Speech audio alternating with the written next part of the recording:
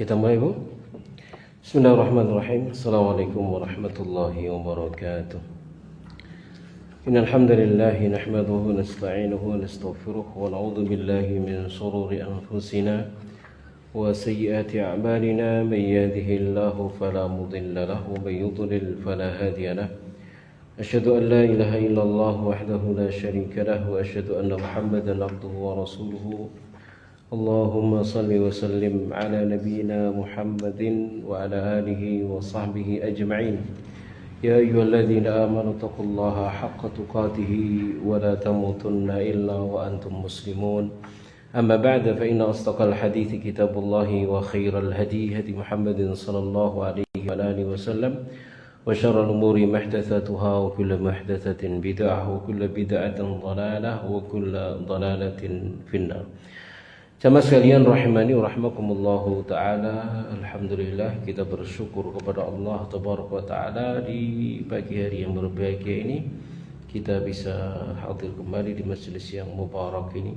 Mari kita lanjutkan kajian kita, rutin kita, membaca kitab syarah 120 hadis sulati Nabi sallallahu alaihi wa alihi wasallam. Namun sebelum itu kita ingatkan juga, mari saling memberikan wasiat dan saling berikan nasihat, yaitu bahwasanya kita sebentar lagi akan masuk dalam bulan Ramadan.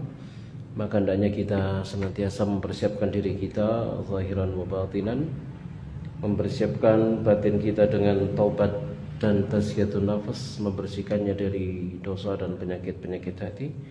Kemudian menyiapkan diri kita pun dengan ilmu. Kita sudah mulai mempelajari kembali tentang apa yang harus kita lakukan nanti dalam bulan Ramadan, berkaitan dengan hukum-hukum puasanya, berkaitan dengan qiyamnya, berkaitan dengan tilawahnya, dan segala perkara yang berkaitan dengan aktivitas ketaatan kita nanti dalam bulan Ramadan, agar kita masuk di dalamnya dipenuhi dengan ilmu, lalu melaksanakan apa yang seharusnya dilaksanakan, ya, dengan apa yang diinginkan oleh Allah Subhanahu wa taala, dan nanti tatkala kita keluar dari bulan Ramadan benar-benar mendapatkan ampunan dari sisi Allah Subhanahu wa taala.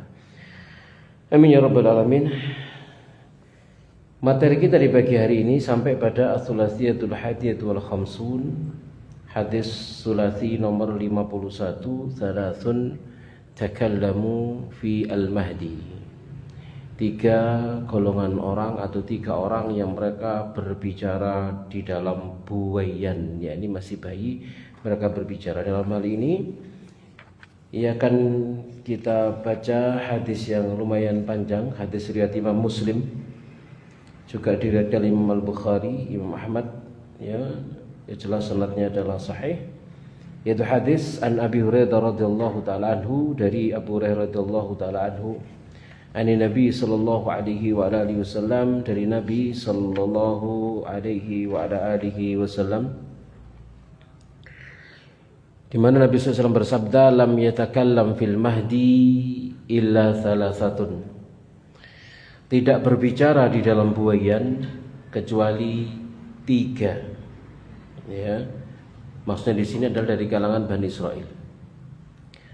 Wa sahibu Juraijin, Isa ibnu Maryam. Yang pertama adalah Isa ibnu Maryam. Yang kedua adalah wa sahibu Juraijin, temannya Juraij. Wa kana Juraijun, ya, dan adalah Juraij rajulan abidan, dia adalah seorang laki-laki yang ahli ibadah. Fattakhadha sawma'atan, lalu dia membangun atau mengambil biara. Sawma'ah di situ di footnote nomor 55 adalah bangunan tinggi dengan atap menjulang, yakni mengerucut. Jadi dia ada dalam biaranya, menjadikan biaranya sebagai tempat ibadah. Bahkan nafiya, maka dia pun ada dalam biara tersebut. Fa'atathu ummuhu wa yusalli, lalu datang kepada dia ibunya sementara dia dalam keadaan sholat. Faqalat, kemudian dia berkata, ya Juraij, wahai Juraij. Faqala, maka Juraij berkata, ya Rabbi ummi wa salati, mana ini yang harus kupilih? Memenuhi panggilan ibuku atau kulanjutkan sholatku? Faqabala ala salati, ternyata kemudian dia memilih untuk meneruskan sholatnya. Fansarafat, maka sang ibu pun pergi. Falamma kana minal ghadi, maka tatkala di pagi hari esoknya, atathu, sang ibu mendatangi Juret kembali. Wa huwa yusalli, sementara sang Juret sedang dalam keadaan sholat. Faqalat ya Jurej, ibunya berkata wahai Jurej. Faqala, maka sekali lagi Juret berkata ya Rabbi ummi wa salati, wahai Rabbku, mana nih yang kupilih, ibuku atau salatku? Faqabala ala salati, maka dia pun melanjutkan memilih untuk melanjutkan salatnya. Fansarafat, maka sang ibu pun pergi. Falamma kana minal ghad, di pagi hari yang ketiga berikutnya, atathu wa yusalli, sang ibu mendatangi Juret sementara dia dalam keadaan salat. Faqalat, kemudian dia berkata ya Jureju, wahai Juret. Sekali lagi Juret untuk yang ketiga kalinya berkata ay Rabbi ummi wa salati, wahai Rabbku, mana nih yang kupilih, ibuku, panggilan ibuku atau salatku? Faqabala ala salati, maka Juret pun memilih untuk meneruskan salatnya. Faqalat, maka sang ibu berkata Allahumma ya Allah la tumithu hatta yanzura ila wujuhil mumisah. Ya Allah, jangan engkau matikan dia hingga dia melihat muka-mukanya para pelacur. Ya, hingga dia melihat muka-mukanya para pelacur. Kemudian fatadzakara, jadi ini ibunya mendoakan keburukan kepada Jurej. Jangan buat dia mati ya Allah sampai dia terfitnah oleh seorang perempuan pelacur. Fatadzakara Bani Israil, maka Bani Israel itu saling menyebut-nyebut Jurejan, Juret wa ibadatahu, dan ibadahnya. Juret ini terkenal sebagai seorang yang ahli ibadah. Banyak ibadahnya, dipuji-puji Bani Israel kala itu karena banyaknya ibadah dia kepada Allah Subhanahu wa taala. Lalu wa kanat imra'atun, ada seorang perempuan baghiyun, pelacur, yatamatsalu bi husniha, yang saking cantiknya, kecantikannya itu dijadikan sebagai sebuah permisalan. Saking cantiknya dia dibuat sebagai sebuah perumpamaan, permisalan. Ya, misalkan si fulana itu sangat cantik seperti si fulana. Faqalat, maka wanita yang sangat cantik ini berkata, in syi'tum la'aftinannahu lakum, kalau kalian mau, sungguh benar-benar aku akan menfitnah dia untuk kalian. Aku akan menggoda dia untuk kalian.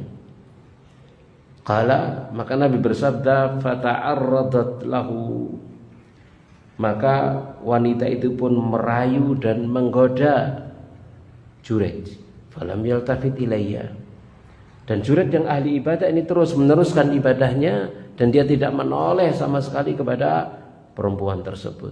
Fa'atat ra'iyan kana ya'wi ila sawma'atihi, kemudian wanita pelacur itu pun mendatangi seorang penggembala, kana ya'wi ila sawma'atihi, yang dia biasa itu berlindung, bernaung, berteduh di biarannya Juret. Fa'amkanathu min nafsiha fawaqa'a 'alaiha, maka kemudian wanita wanita pelacur tadi itu menyerahkan dirinya kepada penggembala itu, membuat penggembala itu menguasainya lalu menzinainya. Kemudian wanita itu hamil. Di situ terjemahan bunting ya. Akhirnya dia bunting. Mungkin karena dari hasil yang haram gitu ya, disebut bunting. Maka difahamal, dia pun hamil. Falamma waladat, maka tatkala dia melahirkan, wanita pelacur ini melahirkan, qalat, maka dia menfitnah Jurej dengan berkata, huwa min Jurej, bayi ini adalah dari hasilnya Jurej. Dia fitnah Jurej telah menghamilinya. Fa'atauhu, maka manusia pun mendatangi Jurej. Fastanzaluhu, lalu mereka menurunkan paksa si Jurej dari biaranya. Wahadamu sawma'atahu, mereka pun hancurkan biaranya. Waja'alu yadribunahu, mereka pun mulai memukuli si Jurej. Sama sekalian rahmani rahmakumullahu ta'ala ya. Mereka mulai memukuli si Jurid. Faqala, lalu Jurid berkata, masya'nukum, ada apa kalian ini? Dia merasa enggak salah apa-apa. Dia tiap hari ada di biarannya untuk ibadah kepada Allah Subhanahu wa taala, tiba-tiba orang datang mengeluarkan dia dari biarannya, menurunkan dia dari biarannya, lalu biarannya dihancurkan oleh massa, kemudian dia dipukuli oleh massa. Dia bertanya-tanya, ada apa dengan kalian ini? Qalu, mereka berkata, zanaita bihadhil baghi, engkau telah berzina dengan pelacur ini, fawaladat minka, lalu dia melahirkan anak darimu. Faqala, maka Jurid berkata, aina sabi, mana anak kecil itu? Faja'u bihi, lalu mereka datang dengan membawa si anak kecil, si bayi. Faqala, lalu Jurid berkata, da'uni hatta usalliya, biarkan aku, tinggalkan aku hingga aku salat. Fasalla, lalu kemudian Jurid pun salat. Falamman sarafa atas sabiya, tatkala dia selesai salat, dia datangi si anak bayi, fata'ana fi batni, lalu dia tekan perutnya. Waqala, lalu Jurid berkata, ya ghulam man abuk, wahai bocah, siapa bapakmu? Qala, lalu bayi itu menjawab, fulanun ar-ra'i, bapakku adalah si fulan, sang penggembala kambing. Fa'aqbalu ala Jurayjin, lalu manusia mereka menuju kepada Jurid, yuqabbilunahu, menciuminya, wa yatamassahuna bi, mereka mengusap-usap Jurid untuk mengambil berkah dari Jurid. Karena dengan hal ini sudah tampakkan kewalian daripada Jurid. Dari sini Allah Subhanahu wa taala mengalirkan, memberikan kepada Jurid itu satu karamah sebagai seorang wali. Ya, dia berdoa kepada Allah dengan sholatnya, minta kepada Allah dengan sholatnya, dikabulkan oleh Allah doanya. Ya, tatkala dia minta pertolongan kepada Allah agar diberikan bukti bahwasanya dia bukan atau tidak menzinai wanita pelacur itu. Ya, ditekan perutnya, ngomong bayi tersebut. Ini kan karamah. Wa qalu, lalu mereka berkata, nabni laka sawma'ataka min dhahab, kami akan bangun untukmu biaramu itu dari emas. Qala la, kata Jurid, tidak, aiduha min tinin kama kanat, kembalikan dia dari tanah sebagaimana sebelumnya. Fafa'alu, kemudian mereka pun melakukannya, melaksanakannya.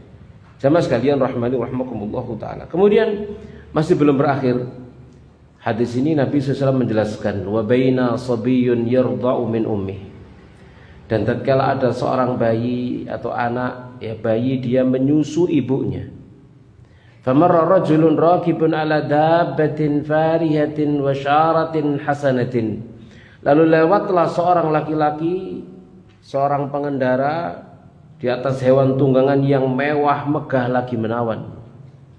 Ya, jadi ala dabbatin farihatin wa syaratin hasanatin. Faqalat ummuhu, lalu ibunya berkata, Allahumma ja'al ibni misla hadha, ya Allah, jadikan putraku seperti orang ini.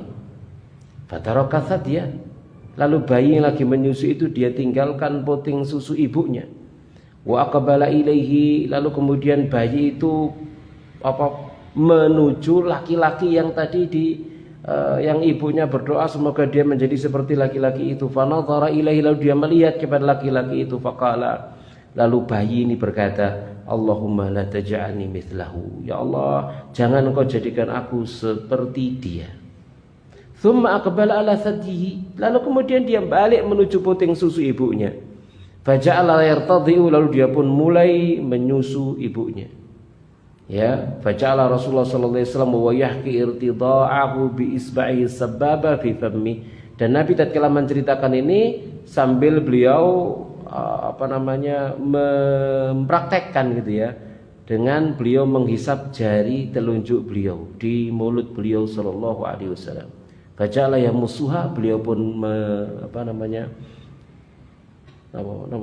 menghirupnya, menyesapnya, ya, menyesapnya, nyecep gitu ya, menyesapnya. Qala kemudian jamaah sekalian rahmani rahimakumullahu taala,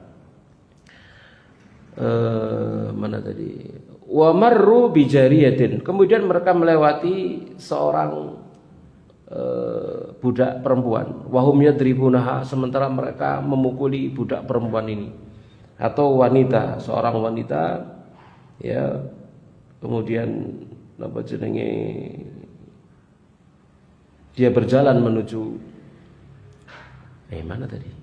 Wa marru bi jariyatin wa hum yadribuna.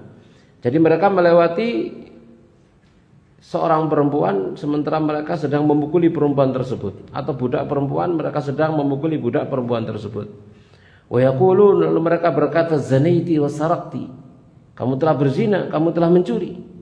Wa hiya taqul, sementara wanita itu berkata hasbiyallahu wa ni'mal wakil. Cukuplah Allah bagiku dan dia adalah sebaik-baiknya penolong.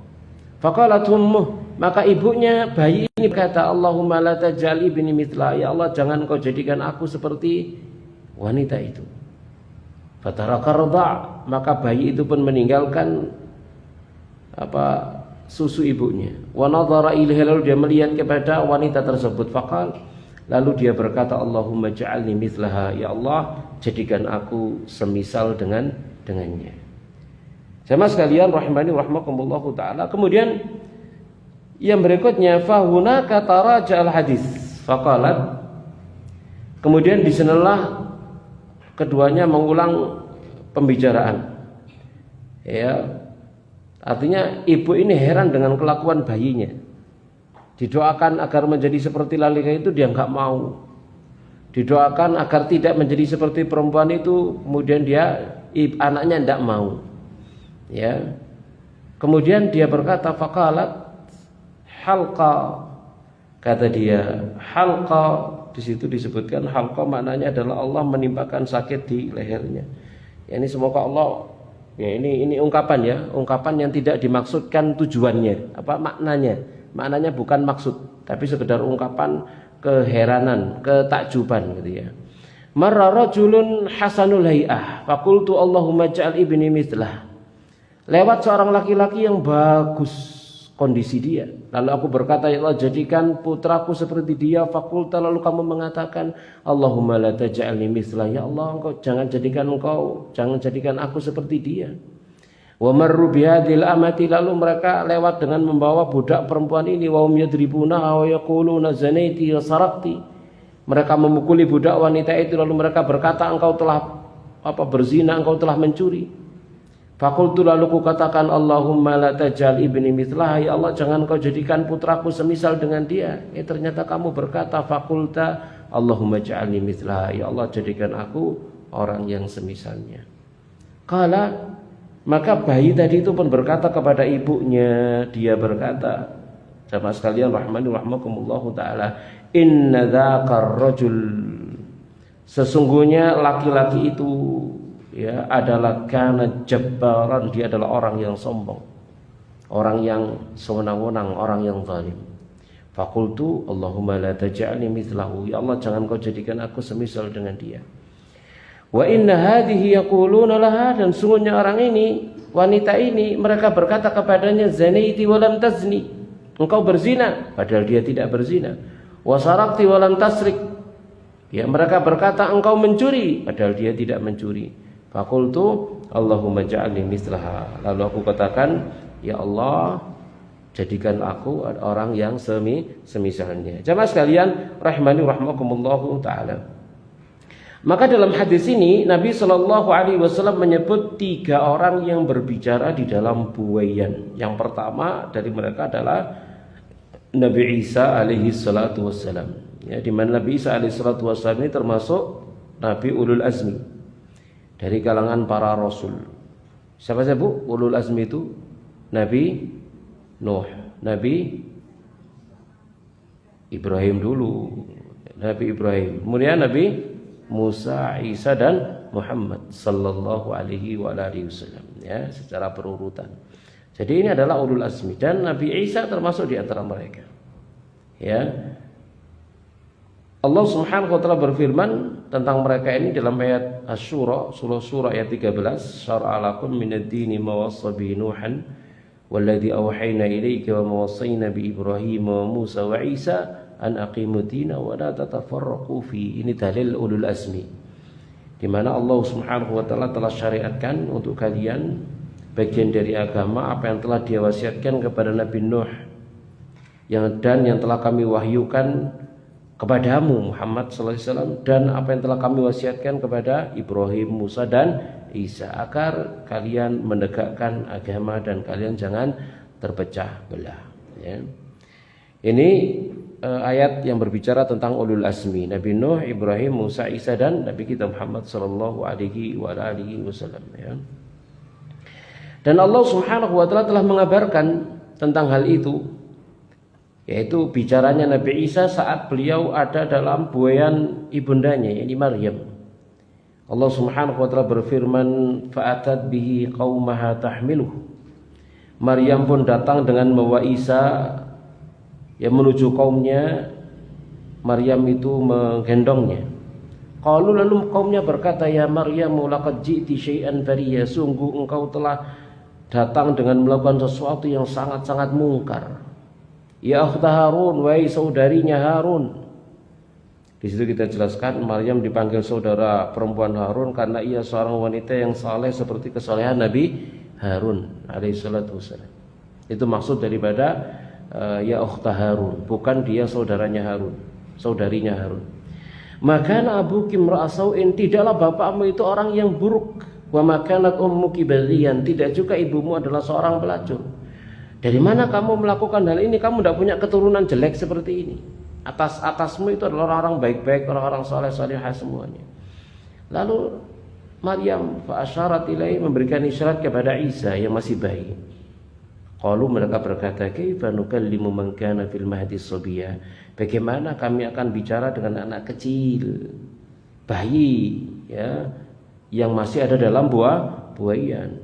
Maka lalu Nabi Isa berkata, ini ayat sing viral ini, ya, qala inni abdullah, aku adalah hamba Allah. Ataniyal kitab wa ja'alani nabiyya, Allah berikan kepada aku kitab dan Allah jadikan aku sebagai seorang nabi.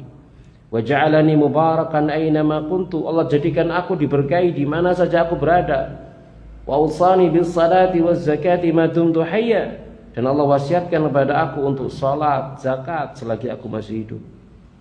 Ya, wa barram biwalidati, dan agar aku berbakti kepada ibuku. Walam yaj'alni jabbaran syaqiya, dan Allah tidak menjadikan aku sebagai seorang yang sombong lagi celaka. Wassalamu alayya, dan salam keselamatan kepada aku, yauma wulidtu wa yauma amutu wa yauma ub'atsu hayya, hari aku dilahirkan, hari aku mati, dan hari aku dibangkitkan dalam keadaan hidup. Nanti pada hari kiamat maksudnya. Dzalika Isa bin Maryam, itu adalah Isa ibnu Maryam, qaulul haqqi alladzi fihi yamtarun, ya, itu adalah perkataan yang benar yang mereka berbantah-bantahan tentangnya. Ya, maka lillahi ayyattakhidha min walad, Allah tidak akan mungkin mengambil anak. Subhanah, maha suci Allah. Idza qada amran fa innama yaqulu lahu kun fayakun. Jika Allah menghendaki satu perkara, maka dia hanya akan mengatakan kun fayakunu, jadilah, maka jadilah. Ya, ini adalah kisah yang disebutkan oleh Allah Subhanahu wa taala tentang Nabi Isa alaihissalatu wassalam, bagaimana beliau diberi mukjizat sejak bayi, gitu ya. Berarti memang beliau dilahirkan untuk jadi seorang nabi rasul, begitu ya. Sejak itu kan sudah jelas bahwasanya dia adalah seorang nabi. Bisa dikatakan dia adalah nabi sejak lahir. Ya, adalah nabi sejak lahir. Kalau nabi-nabi yang lainnya misalkan diangkat jadi nabi pada usia berapa, Bu? 40 tahun. Ini masih di buayan baru lahir, ya. Dia berkata, inni Abdullah ataniyal kitab wa ja'alani nabiyan. Jamaah sekalian rahimani rahimakumullahu taala. Kemudian juga Allah Subhanahu wa taala berfirman tentang Nabi Isa, wa yukallimun nas bil mahdi wa kahlan wa minas salihin.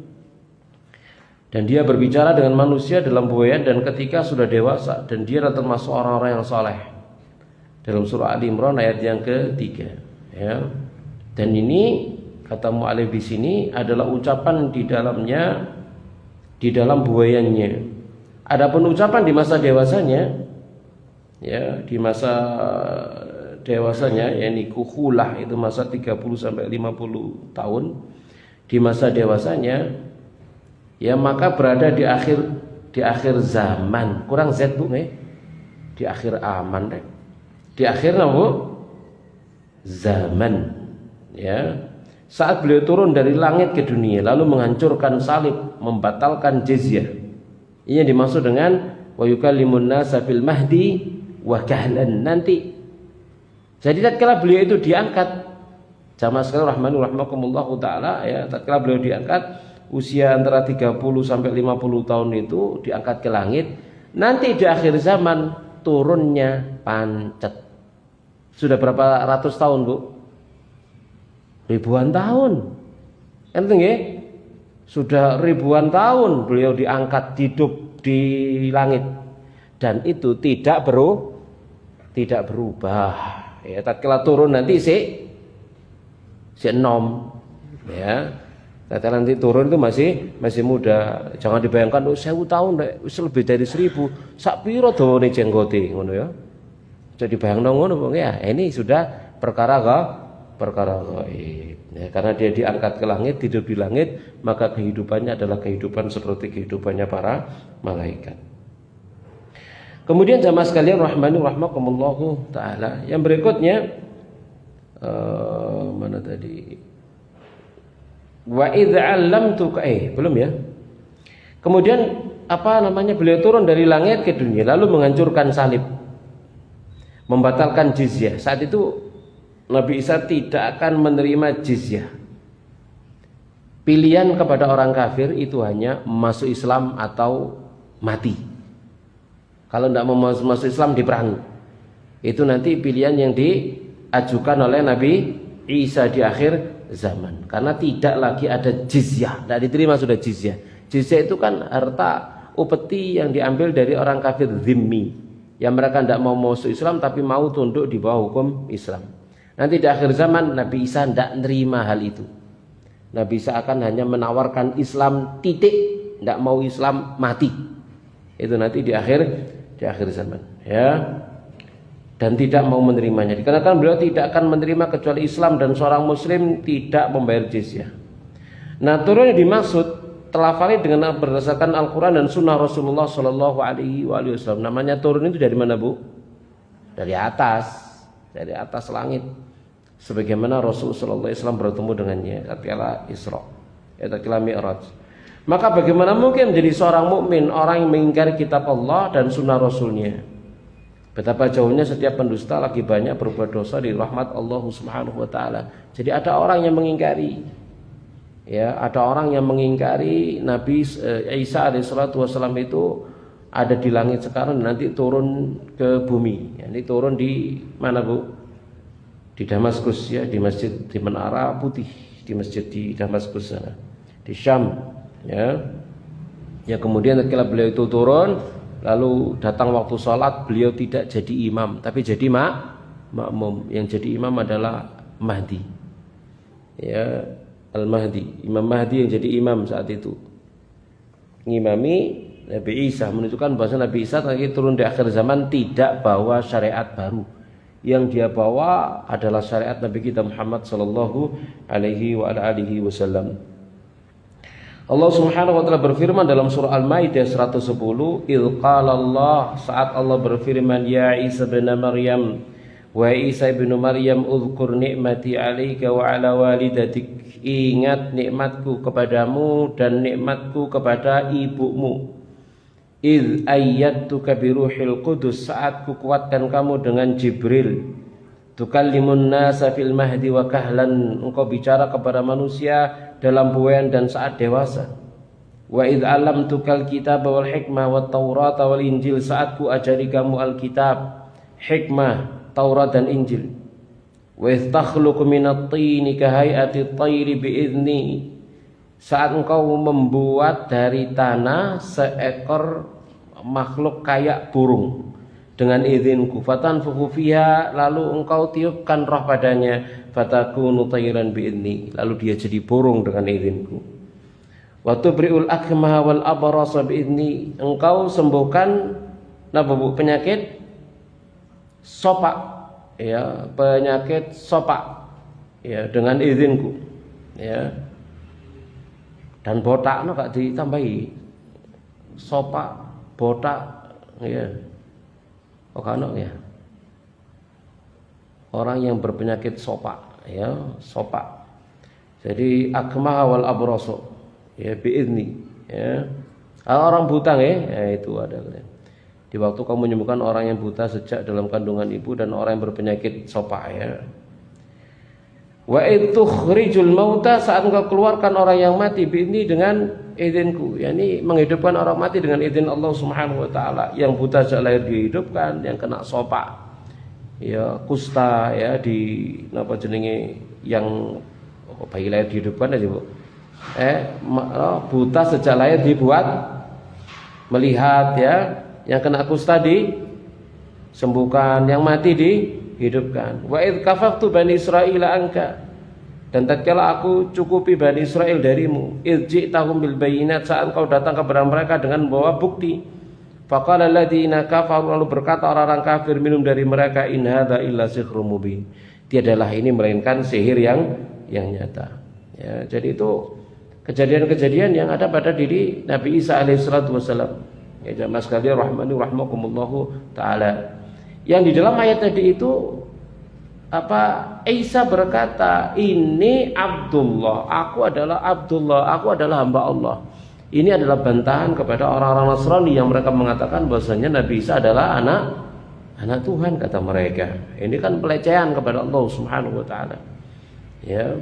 Jadi adalah hamba Allah, ini Abdullah. Ya, beliau adalah seorang hamba dan bukan Tuhan, bukan pula putra Tuhan. Maha tinggi Allah Subhanahu wa taala atas apa yang dikatakan oleh orang-orang zalim. Jadi ini orang pertama, bayi pertama yang dia berbicara di dalam buayan, yaitu bayinya Nabi Isa alaihissalatu wassalam. Jamaah sekalian rahmani rahmakumullahu taala. Yang berikutnya, yang kedua adalah sahabat Juraij, sang rahib, ya. Jadi kisah Juraij yang tadi itu, ya, tatkala dia ada di dalam biaranya, dipanggil sama ibunya, dia tidak jawab, lanjutkan sholat sunnahnya. Dipanggil untuk kedua kalinya, dia enggak jawab, lanjutkan sholat sunnahnya. Dipanggil untuk yang ketiga kalinya, dia tidak jawab, kemudian dia lanjutkan sholatnya.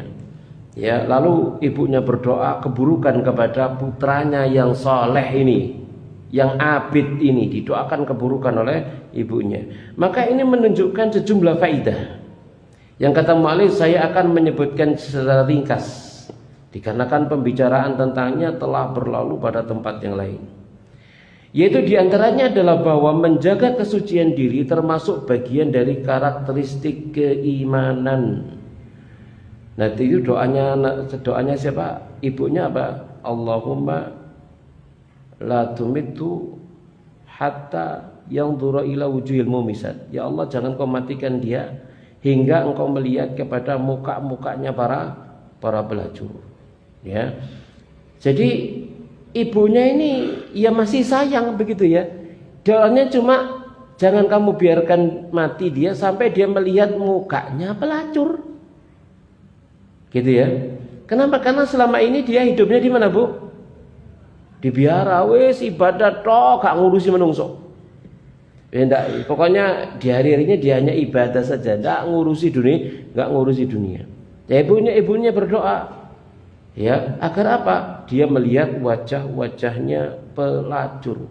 Tidak mendoakannya dia terjerumus dalam perzinahan, enggak. Mananya apa? Ya benar, biar tahu rasa dapat fitnah, dapat ujian. Gimana rasanya dapat ujian? Diuji oleh Allah Subhanahu wa taala, sekalipun kemudian Allah Subhanahu wa taala menyelamatkan dia dari ujian tersebut karena sebab kesolehan dia. Jamaah sekalian rahmani rahmakumullahu taala, ya. Jadi ya, menjaga kesucian diri termasuk bagian dari karakteristik keimanan. Kata mu'alif, bagaimanakah yang demikian? Dikarenakan Allah Subhanahu wa taala berfirman, innallaha yudafi'u 'anil ladzina amanu. Allah itu membela orang-orang yang telah beriman. Ya. Dan di sini Allah membela orang-orang yang menjaga kesucian. Maka diketahuilah bahwa menjaga kesucian adalah bagian dari keimanan. Bagaimana Allah Subhanahu wa taala kemudian membela Juraij? Allah kabulkan doanya ibunya, tapi Allah bela Juraij. Itu maksudnya. Sama sekali rahmakumullahu taala. Allah kabulkan doanya ibunya Juraij sekali lagi, tapi juga Allah kabulkan doanya Juraij. Ya, agar kesucian dia tidak tercoreng, harga diri dia tidak tercoreng, kehormatan dia tidak tercoreng. Diuji sama Allah, tapi sekaligus diberikan jalan keluar oleh Allah Subhanahu wa taala. Maka pada dasarnya kesolehan itu jamaah sekalian rahmani rahmakumullahu taala ya. Biar bagaimanapun mau atau tidak mau itu pasti akan mendatangkan manfaat bagi pelakunya, bagi orang yang melakukannya. Karena memang Allah Subhanahu wa taala akan membela orang-orang yang beriman. Innallaha yudafi'u 'anil ladzina amanu ya. Kemudian juga di antara faedah daripada kisah Juraid ini, di antaranya adalah kata mu'allif bahwa tuduhan seseorang tidaklah menodai kesucian dan penjagaan dirinya. Jadi tuduhan orang itu tidak ngaruh dengan orang yang dituduh di sisi Allah. Di sisi Allah, sak malang nuduh seseorang keburukan dengan keburukan, misalkan begitu ya, nggak ngaruh kalau memang dia tidak melakukan keburukan itu di sisi Allah Subhanahu wa taala. Juraid telah dituduh sebagaimana disebutkan dalam kisah ini. Ibunda Aisyah radhiyallahu taala juga telah dituduh, dan orang-orang munafik pun telah menyebarkan kejadian ifk, tuduhan zina kepada Ibunda Aisyah. Maka sesungguhnya pimpinan orang-orang munafik saat melihat beliau radhiyallahu anha bersama dengan Safwan bin Al-Mu'attal As-Sulami radhiyallahu taala anhu, maka dia berkata, demi Allah dia si Safwan tidak mungkin selamat darinya ini Bunda Aisyah, dan dia Aisyah tidak mungkin selamat darinya ini Safwan. Ya, maka kemudian mu'allif mengatakan mudah-mudahan laknat Allah menimpanya hingga hari kiamat. Ya, karena ungkapan seperti itu. Ya, itu tadi Juraid dituduh zina, Ibunda Aisyah dituduh zina. Dua-duanya diselamatkan, dibela oleh Allah Subhanahu wa taala. Lalu Nabi Yusuf pun demikian dituduh. Ya, istri pembesar Mesir melemparkan tuduhan tersebut kepada beliau sallallahu alaihi wasallam. Ya, di mana wanita ya tersebut berkata kepada suaminya, ma jazaa'u man arada bi ahlika su'an, apa balasan orang yang menginginkan keburukan terhadap istrimu? Dituduh untuk apa? Dituduh telah berbuat zina, padahal dia yang merayu, dia yang menuduh, dia yang ngejar-ngejar, dia yang menuduh. Dirayu Nabi Yusuf tidak mau, sampai lari tunggang langgang, dikejar sama dia sampai robek bajunya dari belakang. Dia sendiri yang nuduh, dia yang menginginkan aku keburukan, ingin memperkosa aku lah, begitu bahasanya begitu. Sama rahmani rahmakumullahu taala ya. Kemudian juga Maryam alaihissalam pun demikian dituduh. Allah berfirman tentang kaumnya tadi yang telah kita baca ayatnya, qalu ya Maryam laqad ji'ti syai'an bariya. Wahai Maryam, sungguh engkau telah datang ya dengan sesuatu yang sangat teramat mungkar. Namun Allah menanggung pembelaan untuk mereka semua. Semuanya dibela. Juraid dibela sama Allah, ditunjukkan karomah ya. Kemudian Ibunda Aisyah pun demikian dibela sama Allah, diturunkan ayat yang dibaca sampai hari kiamat. Nabi Yusuf pun dibela oleh Allah Subhanahu wa taala. Di akhir kisah, istri pembesar itu pun ngaku bahwasanya dia yang merayu, Nabi Yusuf mengingkarinya. Nabi Yusuf menolaknya ya. Maryam alaihissalam pun demikian dituduh, tapi Allah datangkan mukjizatnya Nabi Isa alaihissalatu wassalam. Semuanya dalam rangka apa? Semuanya dalam rangka untuk menjaga kehormatan, menjaga kesucian. Makanya dosa besar seseorang itu menuduh orang lain itu berbuat zina, dosa besar. Sama sekali rahmani rahmakumullahu taala. Lesan-lesan manusia kadang-kadang tak terkontrol, gitu ya. Ada suami istri menikah, lalu 8 bulan berikutnya lahir anaknya. Lesannya mengatakan, loh, si oleh wolong wulan kok wis lahir? Jangan-jangan apa Bu? Jangan-janganmu ku gak oleh. Hukumnya haram. Itu kalau dibawa kepada mahkamah, ngomong gitu saja dicambuk 80 kali. Kenapa? Karena sudah menuduh zina. Kalau dia mengatakan jangan-jangan LKMD, itu kan namanya sudah menuduh menuduh zina. Karena bisa jadi anak itu lahir napa? 8 bulan mungkin, Bu. 7 bulan mungkin, Bu. 6 bulan mungkin, Bu. Mungkin. Maka lesannya harus dijaga. Ya, makanya Nabi dalam Al-Qur'an disebutkan tentang masa melahirkan dan penyapian berapa bulan, Bu? 30 syahra. Ini minimal. 30 syahra, 30 bulan masa menyusui sampai menyapih. Menyapih ini pinten, Bu? 2 tahun. 2 tahun berapa bulan, Bu? 24, sisanya 6. Jadi 6 lahir, nyusu 2 tahun. 6 bulan lahir, kemudian nyusu selama 2 tahun. Itu disebutkan dalam Al-Qur'an. Maka lesan ini harus dijaga. Ojo ngomong napa jenenge sak karepe dhewe. Gitu ya. Lah iya iku tangga iku lho, durung 9 wulan wis lahir, wis paling. Nah, cawampuk 80 wis ngene iku, Bu. Ya, karena dia sudah menuduh zina secara tidak langsung. Bahaya sekali. Dan itu adalah kehormatan seseorang. Kalau Allah Subhanahu wa taala sampai menurunkan mukjizat, mendatangkan karamah untuk membela kehormatan wali-walinya, itu menunjukkan bahwasanya itu perkara besar. Gitu ya. Sampai Allah turun tangan sendiri untuk memberikan pembelaan kepada wali-walinya ini. Ya, maka setiap kita tidak boleh teledor atau nopo jenenge menganggap ini sepele begitu, tidak, bukan sepele ini. Kita harus tutup mulut, diam, khusnudzon, tidak oleh memberikan komentar apapun. Ya, apa yang terjadi di sekitar kita, masyarakat kita, tetangga kita. Kalau misalkan hal itu terjadi lalu menjadi desas-desus dan seterusnya, ojo melok-melok ngikut desas-desus.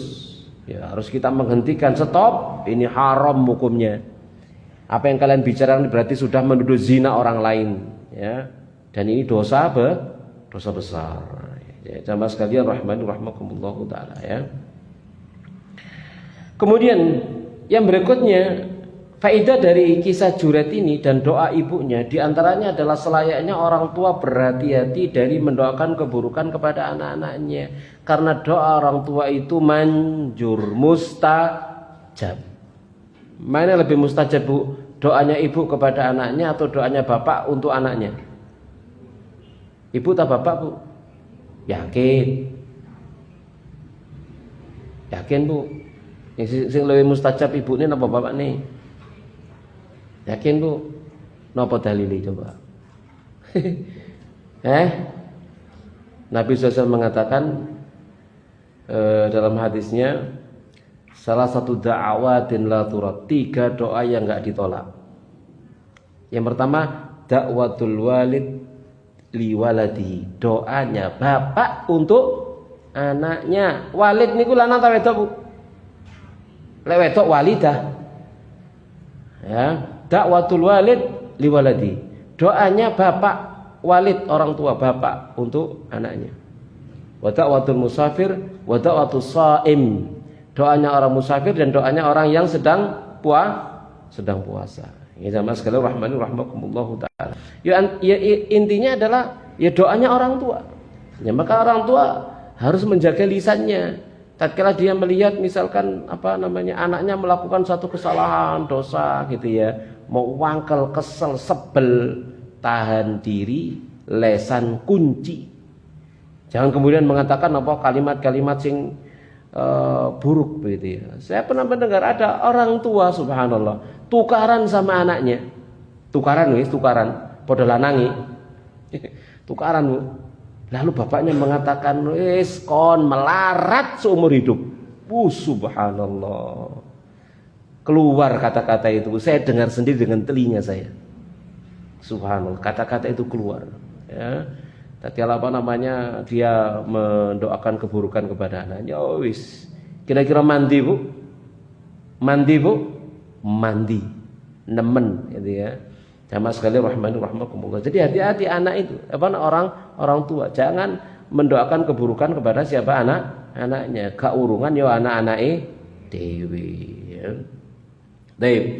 Yang berikutnya Dan termasuk di antara hukum-hukum penting yang terkandung dalam kisah ini adalah bahwa seorang ayah atau ibu, jika dia memanggil putranya sementara putranya dalam keadaan sholat sunnah, maka yang wajib bagi sang putra adalah memenuhi panggilan kedua orang tuanya. Batal sholatnya, penuhi panggilan orang tuanya. Kalau sholatnya sholat sunnah, batalkan wis. Tapi kalau sholatnya sholat fardu, tidak boleh dibatalkan. Keraskan jawaban bukan dengan dalem, batal. Ya, dengan apa? Takbirnya Allahu Akbar.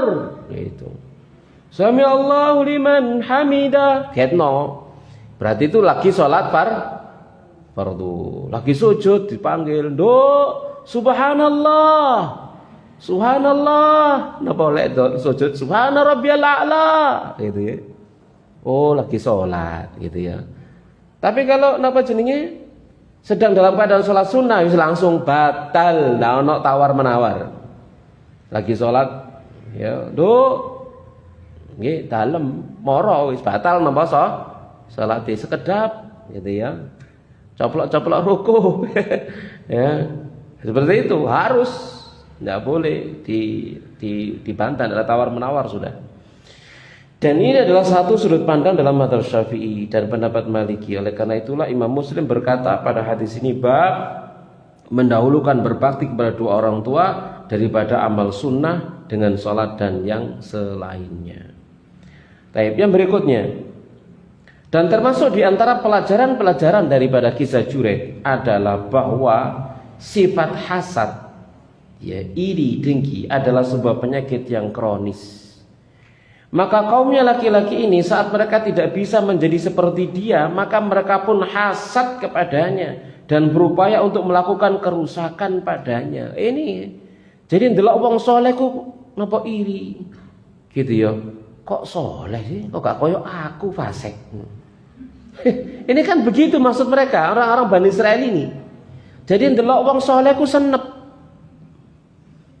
Ya.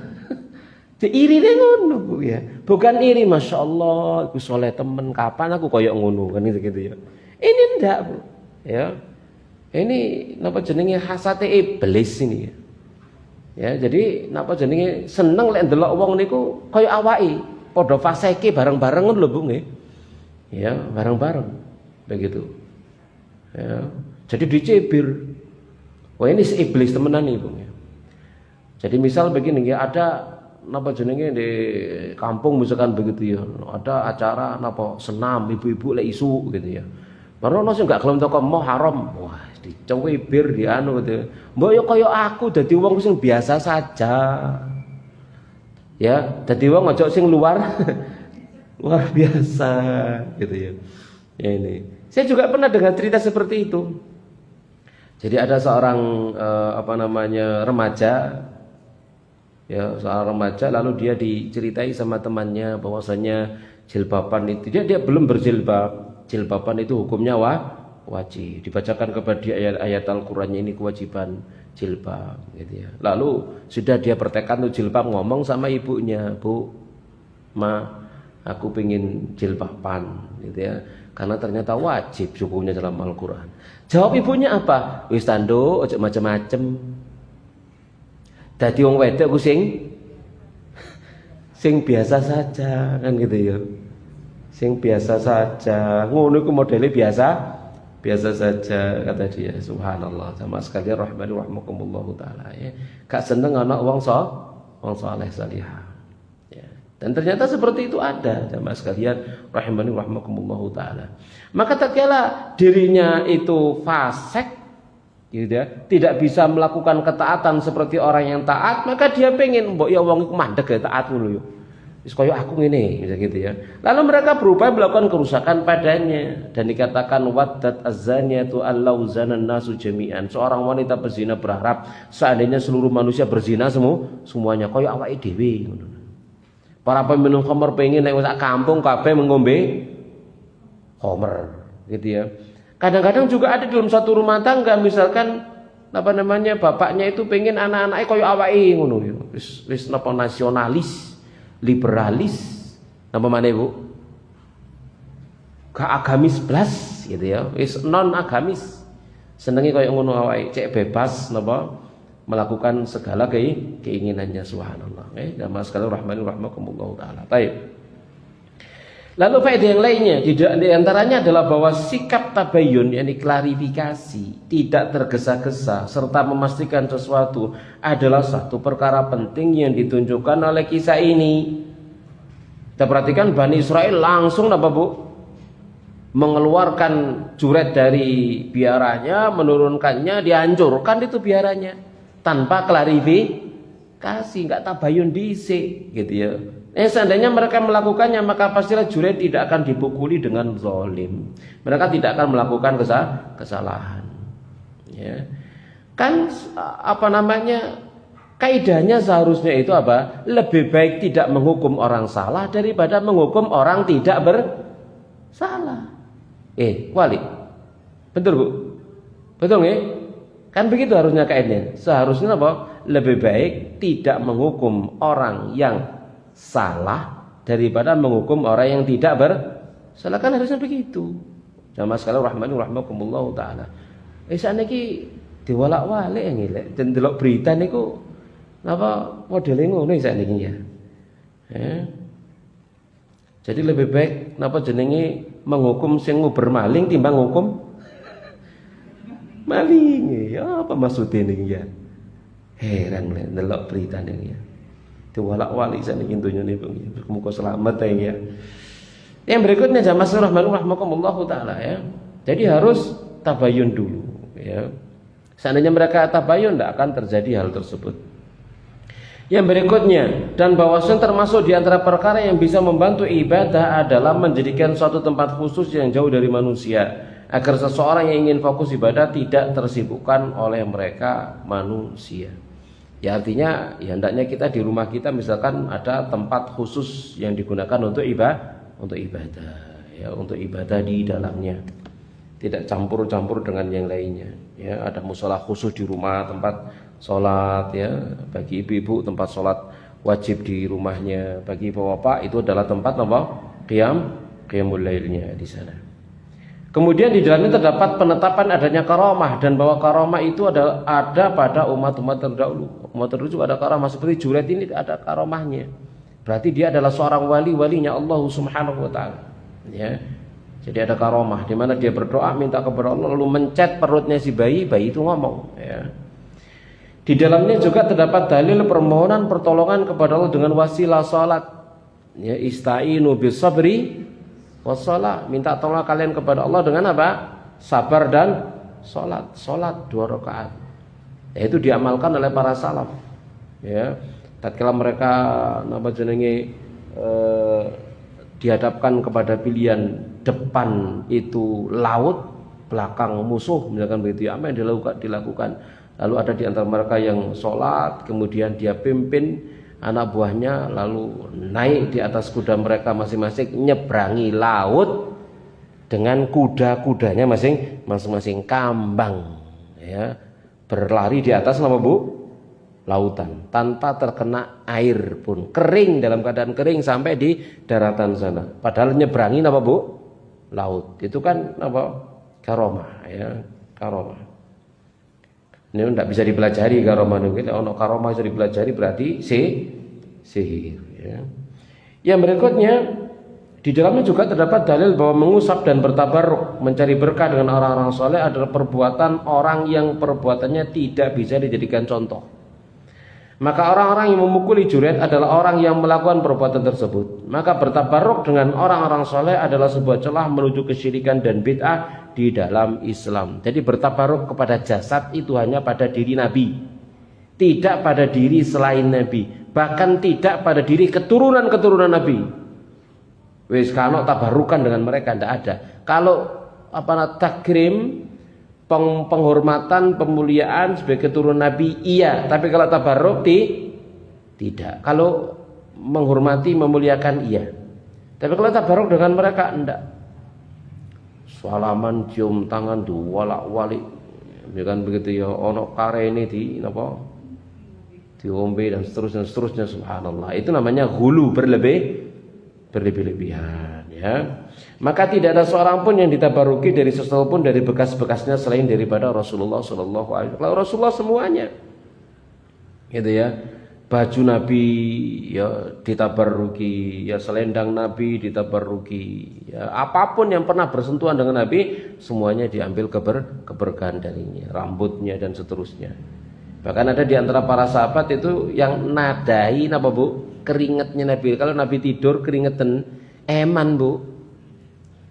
Ya, keringetnya tidak ditadahi jadi minyak wangi lah awak dhewe. Keringet ditadai dadi amonia Bu. Gak dadi minyak wangi ya, asam amonia. Mas kalian rahimani rahmakumullahu taala. Itu hanya berlaku pada diri Nabi sallallahu alaihi wasallam. Kemudian juga di dalamnya terdapat bentuk kebaikan akhlaknya di mana dia tidak ridha mereka membangun kembali biaran dari emas. Ini juga menunjukkan akhlaknya siapa? Jurayj. Gak kedonyan. Karena memang tujuan dia adalah ibadah ikhlas karena Allah Subhanahu wa taala. Sehingga tatkala kaumnya mau bangun biarannya dari emas, tak mau dia, kembalikan seperti tanah. Ini tawadhu karena benar-benar menunjukkan keikhlasan dia kepada Allah Subhanahu wa taala. Kemudian juga di dalamnya terdapat faidah buruknya akibat kemarahan. Maka dengan kemarahan Ibu Jurayj mendoakan keburukan atasnya. Oleh karena itulah Nabi melarang marah, la taghdab. Ya, jadi kalau kita lagi marah misalkan ya disuruh diam dulu baru kemudian ngomong.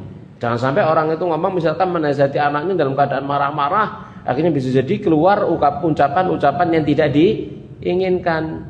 Jadi tahan dulu. Kalau marahnya sudah reda baru kemudian ngomong. Ya, kan ibunya ini kan dalam keadaan marah, ping telu manggil gak diregen, marah dia. Begitu marah keluar ucapan dia yang buruk, mendoakan keburukan untuk putranya ini si Jurayj. Kemudian juga di dalam hadis ini atau kisah Jurayj ini terdapat dalil bahwa perzinahan adalah sebuah keburukan yang diharamkan pada seluruh syariat-syariat yang terdahulu. Ya, cuman beda hukumnya saja. Kalau hukum haramnya iya, tapi beda perlakuannya itu beda-beda. Gitu ya. Ya kalau di zaman Bani Israel ini zina haram, tapi pelacur ini dianggap biasa begitu di tengah mereka. Ini tuh ya, pelacuran itu biasa di tengah-tengah mereka, haram tapi dianggap mereka biasa saja. Karena sifat mereka kan apa? Tidak mengingkari kemungkaran, kan sifat buruknya Bani Israel sehingga dilaknat melalui lisannya Nabi Isa alaihissalatu wassalam. Ya, karena mereka tidak mengingkari apa? Kemungkaran. Ya. Kemudian Syekh Ibnu Utsaimin ya rahimallahu berkata, sebagian ulama berdalil dari hadis ini bahwa anak zina diikutkan penasapannya kepada laki-laki pezina yang menzinai ibunya. Dikarenakan Jurayj berkata, siapa bapakmu? Lalu si bayi menjawab, bapakku si fulan sang penggembala. Sementara Nabi SAW mengkisahkan kisah ini kepada kita untuk pelajaran. Maka jika laki-laki pezina tidak ditentang ya si anak dan sang anak minta penasapan, maka sungguhnya sang anak diikutkan penasapannya kepadanya. Dan kepada pendapat ini sejumlah kecil dari para ulama berpendapat. Jadi ada yang berpendapat seperti itu. Sementara mayoritas para ulama berpendapat bahwa anak zina tidak diikutkan penasapannya kepada laki-laki yang menzinai ibunya. Berdasarkan sabda Nabi sallallahu alaihi wasallam, al-walad lil firas walil ahir al-hajar. Sang anak untuk pemilik ranjang, sementara batu rajam diperuntukkan bagi sang pezina. Ya, dari sisi apa di sini? Dia tidak dinasabkan kepada bapaknya itu, ya kemudian berlaku hukum-hukum yang lain. Hukum-hukum yang lain apa? Di antaranya adalah tidak menerima warisan, tidak dapat waris. Ya, anak hasil zina karena tidak dinasabkan kepada bapaknya, maka tidak ada hak waris. Ya, itu diantaranya ya konsekuensinya karena dia tidak dinasabkan kepada bapaknya. Kemudian akan tapi para ulama berpendapat dinasabkannya anak zina kepada bapak zinanya, ya, para ulama yang berpendapat dinasabkannya anak zina kepada bapak zinanya berkata, ini jika bapak zina tersebut memiliki penentang seperti pemilik ranjang, yakni suami wanita yang dia zinahi, maka sungguhnya sang anak adalah milik pemilik ranjang, dinasabkan kepada suami sah ibunya. Adapun jika dia tidak memiliki penentang dan dia menuntut penasapannya, maka sang anak dinasabkan kepadanya dikarenakan sang anak adalah anaknya secara takdir. Dan anak ini tidak diragukan lagi tercipta dari air zina. Maka ia adalah anaknya secara takdir dan dia tidak memiliki bapak secara syar'i yang menentangnya. Atas dasar inilah dia dinasabkan kepadanya. Menurut sebagian ulama ya. Mereka berkata ini lebih utama daripada menelantarkan nasab anak ini dikarenakan jika dia tidak memiliki bapak maka hilanglah nasabnya dan dia menjadi dinasabkan kepada ibunya. Dan mazhab yang diceritakan Ibnu Utsaimin ini adalah pendapat Syekhul Islam Ibnu Taimiyah pada beberapa tempat dari bagian Al-Fatawa. Walhasil jamaah sekalian rahimani rahmakumullahu taala ya, anak hasil zina memiliki banyak konsekuensi. Konsekuensi mahram, konsekuensi nasab, ya, konsekuensi waris. Ya. Jadi misalkan anak pertama dulu anak hasil zina. Lalu kemudian dia nikah. Kemudian dia punya adik-adik. Nah ini masalah itu. Masalah dalam waris. Tatkala bapaknya meninggal, apakah dia dapat waris atau tidak dapat waris? Nah ini masalah. Kalau dia perempuan, maka bapak zinanya tidak berhak untuk jadi wali. Ini masalah ya jamaah sekalian. Dan masalah ini kalau disembunyikan misalkan begitu ya, disembunyikan itu konsekuensinya panjang. Nanti jadinya kalau dia menikah tidak sah. Lalu bagaimana dengan nanti anak keturunannya, waris dan seterusnya macam-macam. Ya. Jamaah sekalian rahimani rahmakumullahu taala ya. Ya, makanya kemudian mungkin pernah saya ceritakan ya, saya pernah ngobrol sama petugas KUA ya, dia berkata zaman sekarang Ustaz kita kesulitan, kita selalu nanya kalau datang kepada kita calon pengantin putri ya, dia anak sulung, maka pertanyaan kami, kapan bapakmu akad nikah, kapan kamu lahir? Dilihat surat nikah bapaknya, kemudian dilihat akte lahirnya. Kalau dilihat kemungkinan terjadi karena perzinahan, maka langsung diambil ahli sama KUA untuk pernikahannya. Wis gak usah ngomong-ngomong, gak usah nuduh kamu ben zina ya. Nah, ngono kepada bapaknya ndak, langsung saya yang menikahkan. Ya, biar Bu? Biar sah, tidak ada masalah di kemudian hari. Itu kata beliau ya, ketika saya ngobrol dengan beliau. Kemudian juga ada faedah yang tidak disebutkan dalam mu'allif di sini yang perlu untuk kita sampaikan, yaitu faedah apa? Doanya orang tua, doa keburukan orang tua itu akan tetap tembus mengenai anaknya sekalipun anaknya seorang wali. Perhatikan doanya siapa? Ibunya Juret ini. Mandi tetap tembus. Doa keburukan dia tembus sekalipun yang didoakan adalah seorang wali.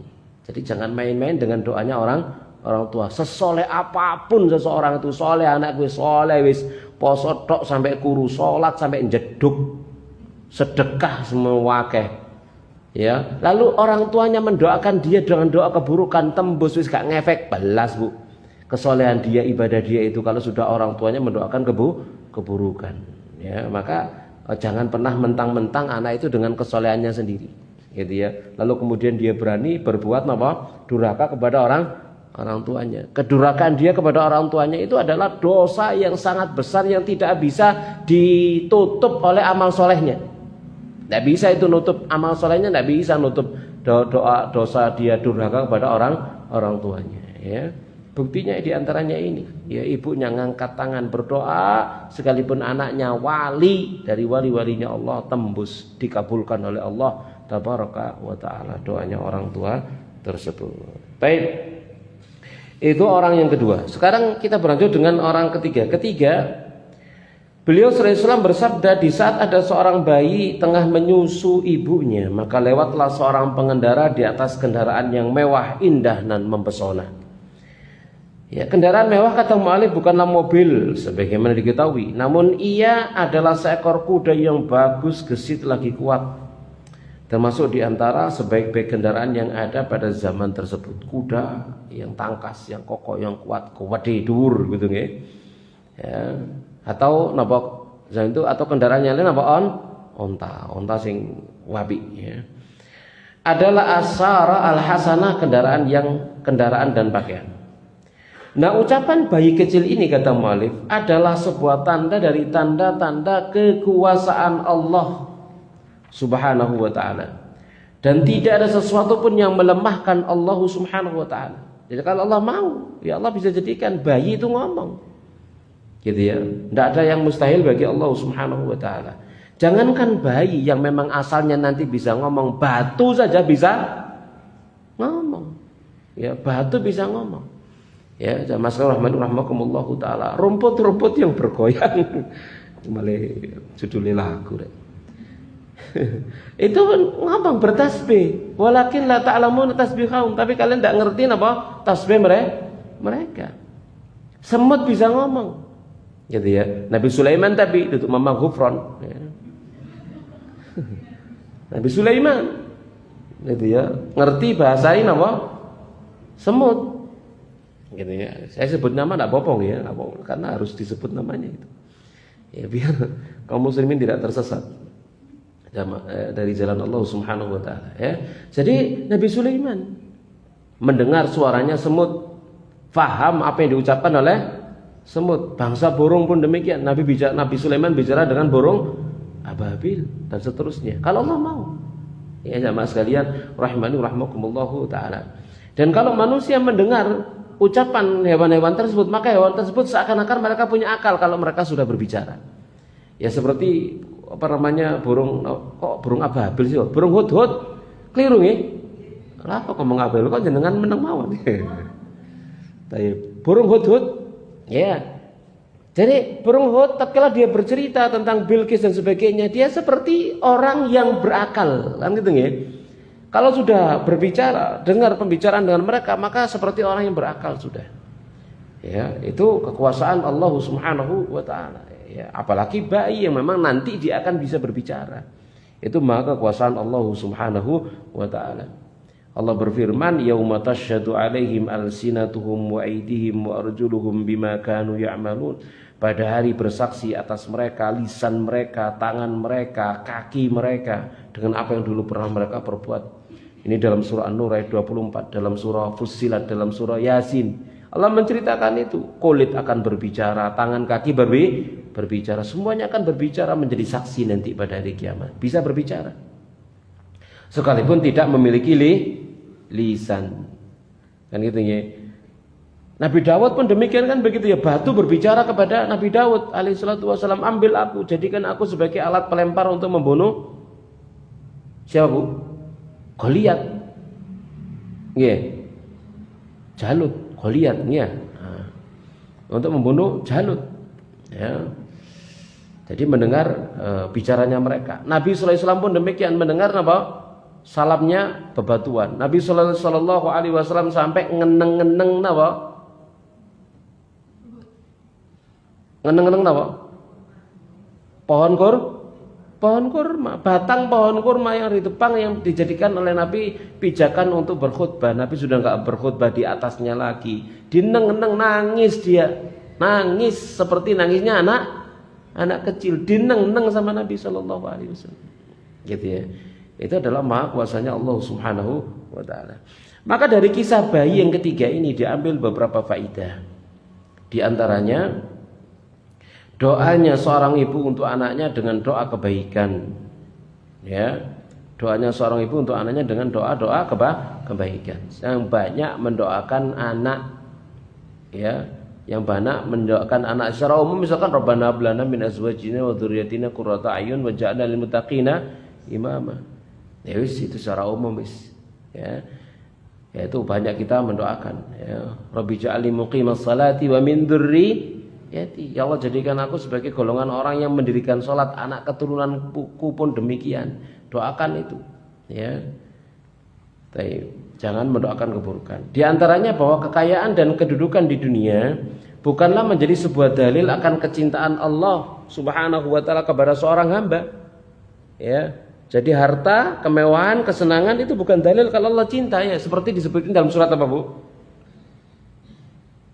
Surat apa, Bu? Al-Fajr, betul? Napa?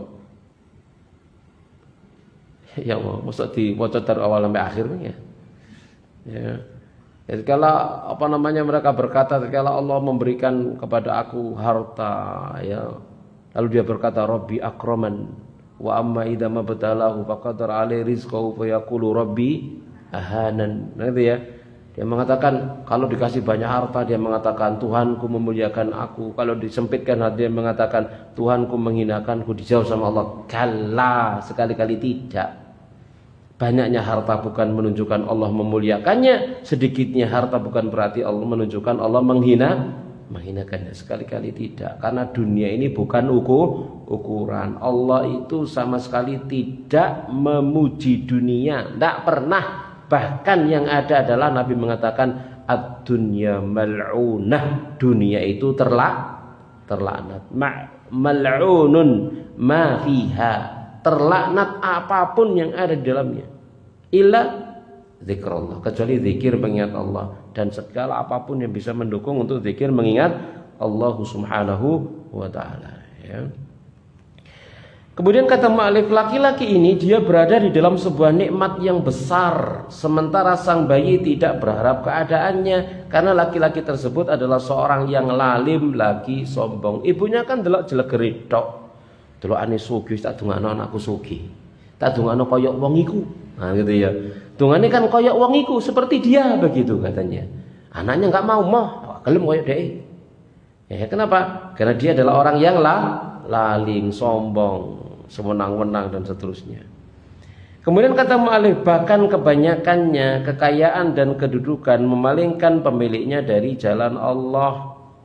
Nabi kita Muhammad sallallahu alaihi wasallam bersabda, innal muktirina humul muqilluna yaumal qiyamah. Sesungguhnya orang yang memperbanyak harta, merekalah nanti orang yang akan mensedikitkannya pada hari kiamat. Ya, illa man a'tahullahu khairan, kecuali orang yang Allah berikan kepada dia kebaikan. Fanafa'a fihi yaminahu wa shimalahu, ya, lalu fanafaha fihi yaminahu wa shimalahu, yang kemudian ya, dia berikan ke kanan dan ke kirinya, wa baina yadihi wara'ahu wa wara'ahu, di depan dan belakangnya, wa amila fi khairan, lalu kemudian dia beramal kebaikan pada harta tersebut. Nah, ini baru baik, dia punya harta tapi diinfakkan di jalan Allah, diberikan ke kanan kiri depan belakang begitu ya. Jadi dermawan. Maknanya adalah kata mu'allif bahwa orang-orang yang memperbanyak harta dunia adalah orang-orang yang menyedikitkan amal soleh pada hari kiamat. Ya, yang demikian itu dikarenakan kebanyakan orang yang hartanya banyak di dunia merasa tidak butuh, sombong dan berpaling dari mentaati Allah. Rumangsa wis duwe. Nah, contohnya Qarun itu nyata ya.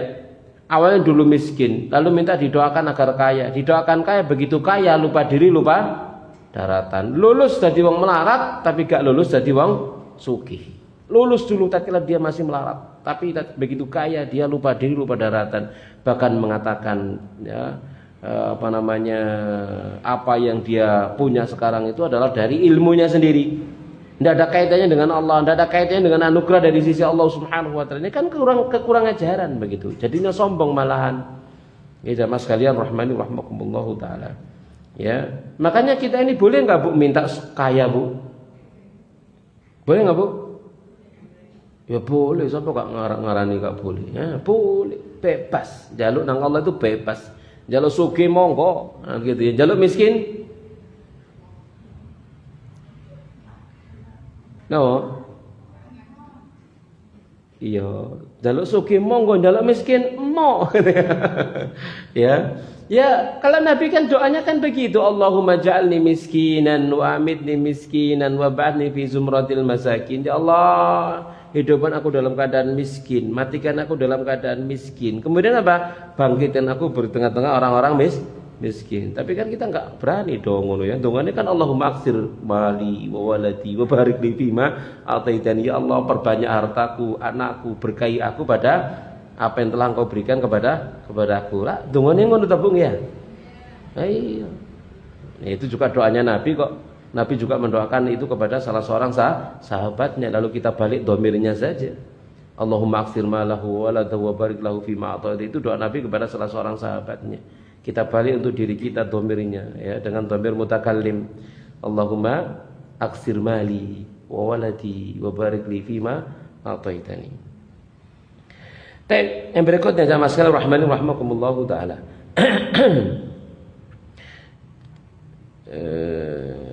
Dikarenakan dunia melalaikannya, maka jadilah orang yang banyak harta di dunia, sedikit amal di akhirat. Ya, karena lalai dengan dunianya, ya, dengan hartanya, lalu dia jauh dari Allah Subhanahu wa taala. Nabi SAW pernah bersabda, "Innallaha azza wa jalla yu'ti dunya man yuhibbu wa man la yuhibbu wa la yu'ti dina illa liman ahabba." Allah itu memberikan dunia kepada orang yang dia suka dan kepada orang yang enggak dia suka. Semua dikasih sama Allah. Ya, kalau masalah dunia dibagikan kepada siapa saja, ya Allah menyukainya atau Allah tidak menyukainya. Orang kafir pun dikasih dunia sama Allah. Bahkan orang yang paling kaya ya wong kafir, negara yang paling kaya misalkan begitu ya, atau yang maju yang paling banyak ya negara orang kafir, makmur, dibuat mewah dan sebagainya seterusnya. Padahal mereka kafir gitu. Kenapa? Karena dunia di sisi Allah itu tidak ada nilainya. Yang Nabi mengatakan lau ta'dilud dunya janaha ba'udatin ma saqa kafiran syurbata ma'in, kata Nabi. Seandainya dunia ini di sisi Allah itu senilai dengan satu sayap nyamuk, maka Allah tidak sudi ngasih orang kafir sekalipun seteguk air kalau itu bernilai. Karena nggak bernilai, semua dibuat senang sama Allah. Karena dunia tidak bernilai di sisi Allah Subhanahu wa taala, ya. Jadi Allah berikan dunia kepada orang yang dia suka dan kepada yang tidak dia suka. Tapi Allah hanya akan memberikan agama kepada orang yang dia cinta. Maka alhamdulillah kita dilahirkan oleh Allah Subhanahu wa taala, mayoritas kita dari keluarga muslim muslimah, hingga kita tumbuh sebagai seorang muslim muslimah, sehingga kita tumbuh di atas agama yang diridhai oleh Allah Subhanahu wa taala. Tatkala kita sudah dewasa seperti ini sekarang, dikumpulkan dalam lingkungan yang alhamdulillah mendukung kita untuk taat kepada Allah. Ini adalah semoga bagian dari cintanya Allah Subhanahu wa taala kepada kita, karena kita didekatkan dengan agamanya. Harus banyak bersyukur kepada Allah Subhanahu wa taala. Kemudian kata mu'allif, di antaranya adalah bahwa tempat kembalinya dhamir kadang disebut dan kadang diketahui. Dalam hadis wa marru bi jariyatin wa hum yadribuna. Ini pembahas masalah nahwu nih ya. Dan ini sebagaimana firman Allah, hatta tawarat bil hijab, sampai matahari itu hilang dari pandangan. Ya sudah, tidak perlu saya jelaskan. Nah, faedah yang paling penting dari kisah ini adalah memohon sandaran pertolongan dengan kalimat hasbiyallah wa ni'mal wakil. Ya, cukup bagiku Allah dan Dia adalah sebaik-baiknya pemberi pertolongan. Ini doanya orang mukmin. Ini adalah doa kepasrahan mutlak kepada Allah Subhanahu wa taala, dalam keadaan terjepit, dalam keadaan sudah tidak bisa berbuat apa-apa, tidak ada yang bisa memberikan pertolongan kecuali Allah. Sudah, ini doa kita, hasbiyallahu wa ni'mal wakil, ya. Kata mu'allif, lihatlah kepada gadis ini, dia mohon pertolongan dengan kalimat tersebut saat dia terzalimi, lalu bersegera berkata hasbiyallahu wa ni'mal wakil. Dan makna kalimat ini adalah Allah akan mencukupiku. Dia adalah sebaik-baik zat yang kepadanya aku pasrahkan segala urusanku. Sudah pasrahnya kepada Allah, bukan kepada manusia. Kalimat ini tidaklah disebut dalam keadaan kesulitan dan genting, melainkan Allah akan menjadikannya ringan bagi membacanya. Ringan ya, dengan ketenangan, dengan kesabaran, ya, keteguhan di atas iman. Dan Allah akan menjadikan urusan mudah. Dan dalil yang menunjukkan bahwa kalimat itu dibaca pada saat kesulitan adalah hadis dalam Sunan At-Tirmidzi dari Abu Sa'id radhiyallahu anhu. Rasulullah SAW bersabda, "Kaifa an'amu wa sahibul qarni qad iltaqamal qarna." Bagaimana aku bisa merasakan nikmat sementara peniup sangkakala sedang ngemut sangkakalanya. Ngemut rek. Napa? Mengulum sangkakalanya. Jadi malaikat Israfil itu sekarang itu sangkakala ujungnya untuk ditiup sudah ditaruh di mulutnya sambil mendongak ke atas. Nunggu apa-apa. Tiup wis, ya. Wastama'al idna, dia mendengar izin, mata yu'mar bin nafkhi fayanfukh, Kapan dia diperintah untuk niup, maka dia pun niup. Faka'anna dzalika thaqula ala ashabin Nabi. Seakan-akan hal itu berat bagi sahabat Nabi. Faqala lahum, maka Nabi bersabda, qulu hasbunallahu wa ni'mal wakil. 'Alallahi tawakkalna. Ya sudah. Dalam keadaan seperti itu yang dibaca hasbunallahu wa ni'mal wakil, 'alallahi tawakkalna. Apalagi zaman kita saat sekarang ini ya, berbagai macam musibah datang. Udah, ini adalah permohonan kita. Tidak akan ada yang bisa menyelamatkan kita, mencukupi kita kecuali Allah Subhanahu wa ta'ala.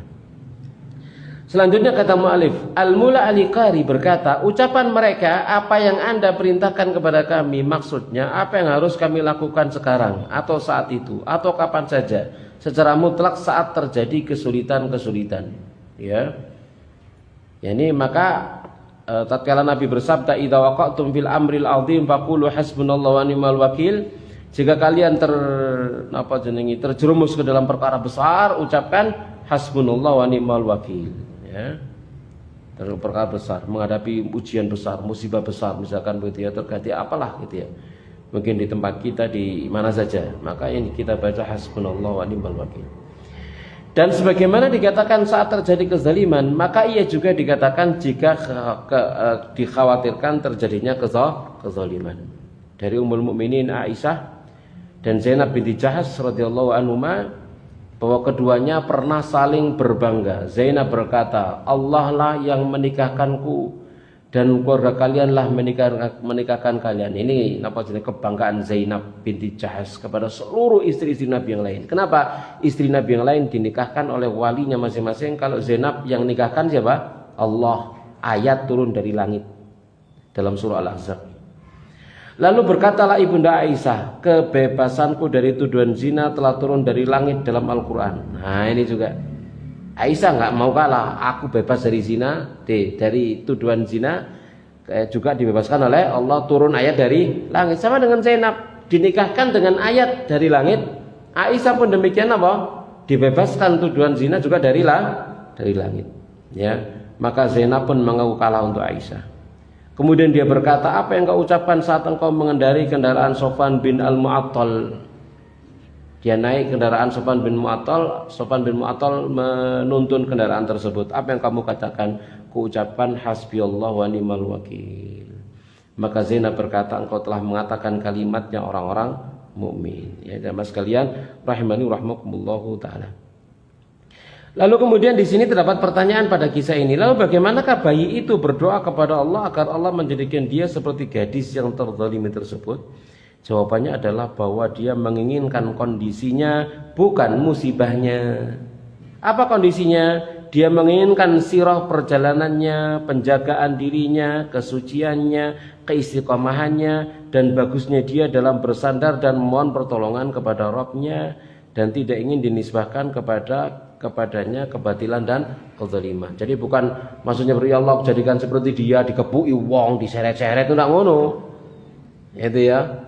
Minta kesabarannya, ketabahannya, keteguhannya dalam menghadapi ujian, musibah dan seterusnya. Itu tiga bayi berikut pelajaran-pelajaran yang kita ambil dari ketiga bayi yang bisa ngomong dalam buayan ibunya tersebut. Demikian sama sekalian rahimani rahimakumullah, hadis nomor 51.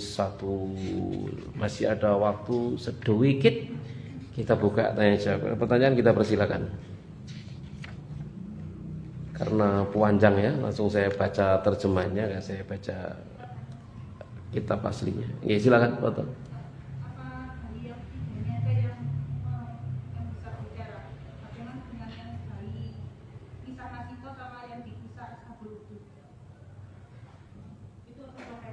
Iya selain ini kan dikatakan tadi dari kalangan Bani Israel, ya dari kalangan Bani Israel. Itu ada kisah yang lain.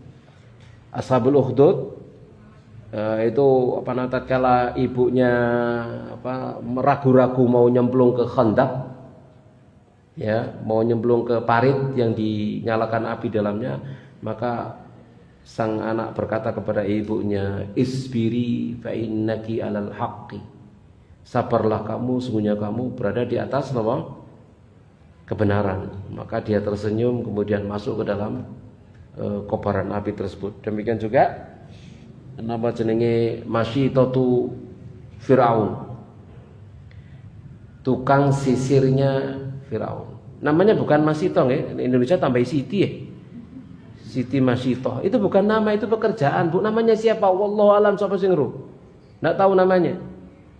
Tapi jadi jeneng Masyito. Masyito itu maknanya tukang sisir.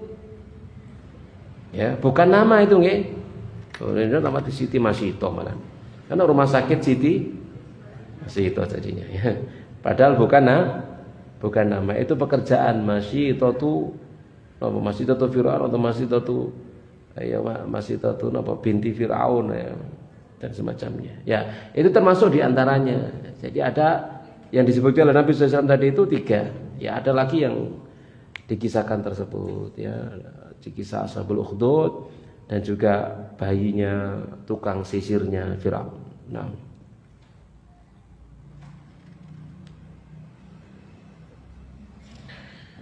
yang lain Bu, ada?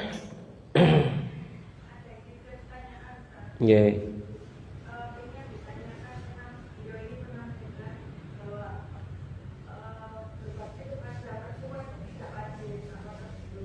Kenapa?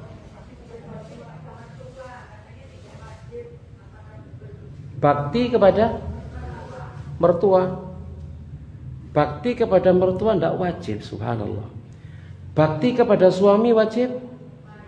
Wajib. Lalu bagaimana dia tidak bisa berbakti kepada suaminya kalau dia tidak mau berbakti kepada mertuanya? Betul begitu Bu? Konsekuensi dari bakti kepada suami itu bakti kepada mertuanya. Jadi wajibnya itu wajib apa Bu? Nyeret. Ya, mau ndak mau kan gitu ya. Dia harus berbakti kepada mertuanya. Ya, arep anake gak arep mbok niane maksudnya. Gitu ya. Nah, sama dengan itu bagi istri ya, seorang istri, bagi suami pun demikian. Laki-laki pun demikian. Ya. Jadi dia punya kewajiban juga berbakti kepada mertuanya karena kaitannya dengan istrinya. Istrinya punya kewajiban berbakti kepada orang tuanya. Maka dia seorang suami yang saleh, dia akan bantu istrinya untuk bakti kepada siapa? Orang tuanya, kepada orang tuanya, itu adalah mertuanya. Begitu. Ya.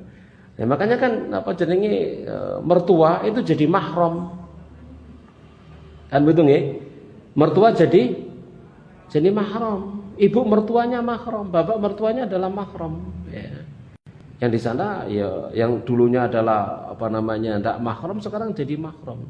Yang itu memberikan isyarat isyarat tadi itu isyarat untuk dia berbakti kepadanya, memperlakukannya sebagaimana dia memperlakukan siapa? Orang tuanya sendiri ya, sebagaimana dia memperlakukan bapak dan ibu kandungnya sendiri. Sekalipun kemudian tingkatannya berbeda. Ya, tingkatannya berbeda. Ya kalau dia adalah seorang suami ya jelas dia mendahulukan orang tuanya sendiri daripada orang tua istrinya. Itu satu yang wajar begitu. Tapi bukan berarti dia nggak mau tahu atau nggak mau tahu misalkan istriku ada urusan bapakmu, dudu bapakku, enak ini ngomong. Ya, biyen sing ngomong angkah angkah tuka wa zawwajtuka sopo kan gitu ya. Ya, kok marono ngomong kayak seperti itu adalah perkataan yang sangat menyakitkan tentunya. Ya, cilik gak melok gedhekno. Ya dia dijaluk dikekno marung saiki dapurane ngono lak men ngono martuane ngomong ya. Ya. Nah, ini namanya anak manantu enggak tahu diri, enggak tahu balas budi. Kene wis ketok gede ayu dijaluk dikekno kok malah duraka kan gitu ya. Ini enggak tahu balas budi. Jangan dikira tatkala dia durhaka sama mertuanya kemudian enggak tuntutan. Ya, bisa bertemu nanti di akhirat jadi musuh itu. Nah, jelas Ibu? Baik, cukup ya? Oke, kita akhiri wasallallahu nabiyana Muhammadin wa ala alihi washabbihi ajma'in. Subhanakallahumma bihamdik asyhadu an la ilaha illa anta astaghfiruka wa atubu ilaik. Assalamualaikum warahmatullahi wabarakatuh.